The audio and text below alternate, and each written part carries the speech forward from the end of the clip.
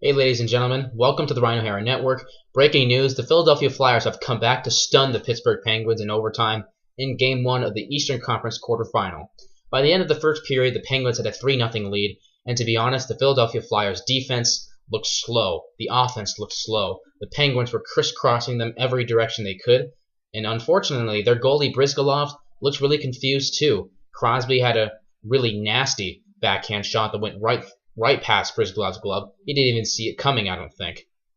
But whatever the Flyers coach said, or if there was some sort of inspiration or speech by one of the players, it definitely worked, because toward the end of the game there, saw the Penguins start to slow a little bit, and the only thing keeping them in the game at that point was Marc-Andre Fleury. Well, Jacob Voracek beat Marc-Andre Fleury from in close 2:23 into overtime to give the Flyers a 4-3 comeback victory.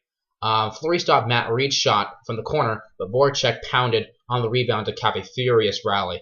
Daniel Briere scored twice, and Brandon Shen added a goal as well. In his playoff debut, Brizgalov settled down after a shaky start. Like I said earlier, he finished with 25 saves. Sidney Crosby, Tyler Kennedy, and Pascal Dupuis scored for the Penguins. Andre Fleury still stopped 22 shots, but Pittsburgh, of course, like I said, dominated during the first period, but started to struggle afterwards. Great job by Philadelphia. I didn't think they could come back in this game with how strong they looked in the first, but never underestimate the Philadelphia Flyers. Take a look at what happened a couple of years ago, the year before the Bruins won the Stanley Cup Finals. Look what happened in the Eastern Conference Final. Bruins were one game away from going to the Stanley Cup Final. The Flyers, down 3-0 in that series, came back, won 4 straight games, went to the finals, and of course, unfortunately, lost to the Chicago Blackhawks in 7.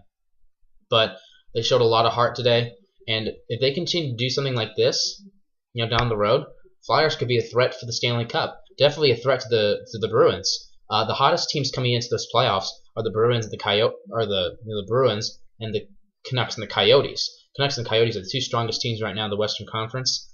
And yeah. Anyways, while we're at it, we might as well, let you know some breaking news at the end of the other games. Right now, the Los Angeles Kings and the Vancouver Canucks just started their game. It's currently 0-0 with 18 minutes left in the first period. And the Nashville Predators have a 1-0 series lead on the Detroit Red Wings after beating them 3-2. So, Game 2 will be Friday night in Pittsburgh. Penguins, lost at home there, so they'll be looking forward to regaining ground in the series. It's the Rhino Hair Network. I was, thing is, I wasn't really rooting for any team tonight, but I like the old Penguins. I love Yager and Lemieux as a kid, and now Yager's playing for the Flyers, and considering the fact that Lemieux pretty much recruited Crosby, I like both teams. I want to see them both win, and both in Pennsylvania, heck. So I don't know. We'll see what happens. I wouldn't be surprised if the Flyers can pull this off and knock the Penguins out of right out of the first round. All right, you guys enjoy your night, and yeah, have fun.